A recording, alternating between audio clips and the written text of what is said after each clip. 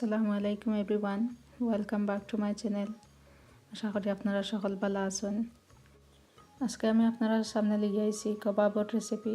Normally যেটা আমি গরম বানাই ও কবাবটা ওলা আমি আপনারা লগে শেয়ার করতাম চাইলাম। আমি আশা করলাম আপনারাও ভালো পাইবা আমার এই রেসিপি। কবাব বানাইবা লাগি কেন আমি গরুর মাংসর কিমা নিছি, আপনারা যে কোনো কিমা ইউজ করতে পারবা।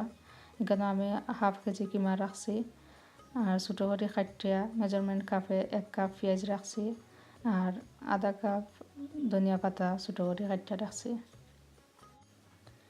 কবাব আর যেটা যেটা মশলা লাগবো আমার এখানেও আমি রাখছি 2 টেবিল চামচ আদা রসুনের পেস্ট, লবণ আমার স্বাদ মতো, একটা ডিম, ছোটো চামচে হাফ চামচ করিয়া এখানেও আমি রাখছি গরম মশলার পাউডার, ধনিয়া ক্রাস্ট করা ধনিয়া, মরিচর ফ্লেক্স, লাল মরিচর পাউডার, হলুদ পাউডার আর কাঁচামরিচ ছোটো করে কাটিয়া রাখছি আর লাগবো আমার জিরা পাউডার আর 2 টেবিল চামচ লেমন জুস আর 1 টেবিল চামচ মিন্ট সস। এখন আমিও সকলটা মিক্স করে দিব। পয়লা দিলাম লেমন জুস আর লবণটাও আমি দেখিয়া দিব, লাগলে বাদা দেওয়া যাইব। আর আদা রসুনের পেস্ট, সকল গরম পাউডার মশলা, মিন্ট সস। এখন সকল মশলা দিয়ে আমি বালা করে ধরে মিক্স করবো।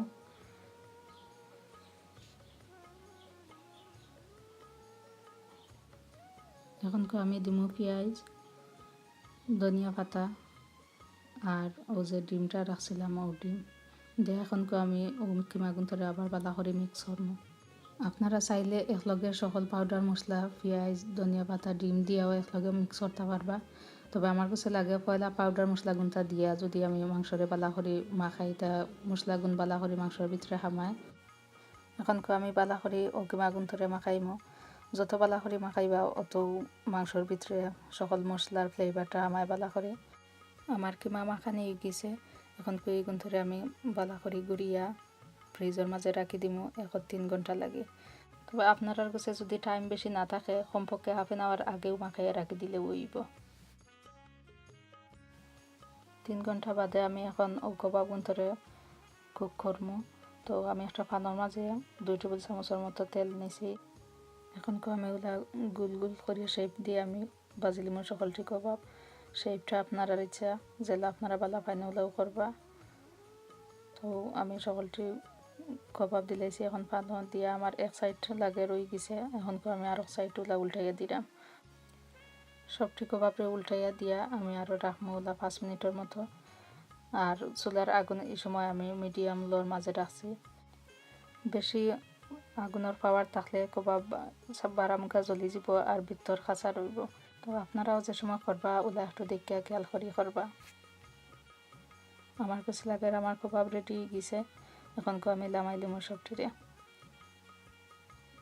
ওলা একটা টিস্যু পেপারের মাঝে তুলিয়ে দিলে বাকি যে এক্সট্রা যে তেল আছে তেলগুলো টিস্যু টানি লিব। তোলা করে করে আমি সকলটি কবাব এখন লামাই দিলাম। রেডি গেলো আমার বিফ কবাব। এই কবাবটা রমজান মাসে ইফতারও লাগেও আপনি রাখতে পারবা আপনার ইফতারের টেবিলও, আবার বিরিয়ানি লগেও খাওয়া যাইব। আমি সার্ভ করছি সালাদ দিয়া, আপনারা সালাদ দিয়ে বা সস দিয়েও জেলা বালা ফাইনলেও খাইতে পারবা। আর যদি আপনারা আমার রেসিপি ফলো করিয়া কেউ বানাইয়া থাকেন প্লিজ আমারে জানাইবা কিলা হইছে। যদি বালা পাইয়া থাকেন আমার চ্যানেলে like comment share and subscribe করতে ভুলবা না। আর যদি কোনো প্রশ্ন থাকে অবশ্যই আমারে জানাইবা। থ্যাংক ইউ এভরিওয়ান, অত সময় আমার লগে থাকা লাগি। আসসালামু আলাইকুম।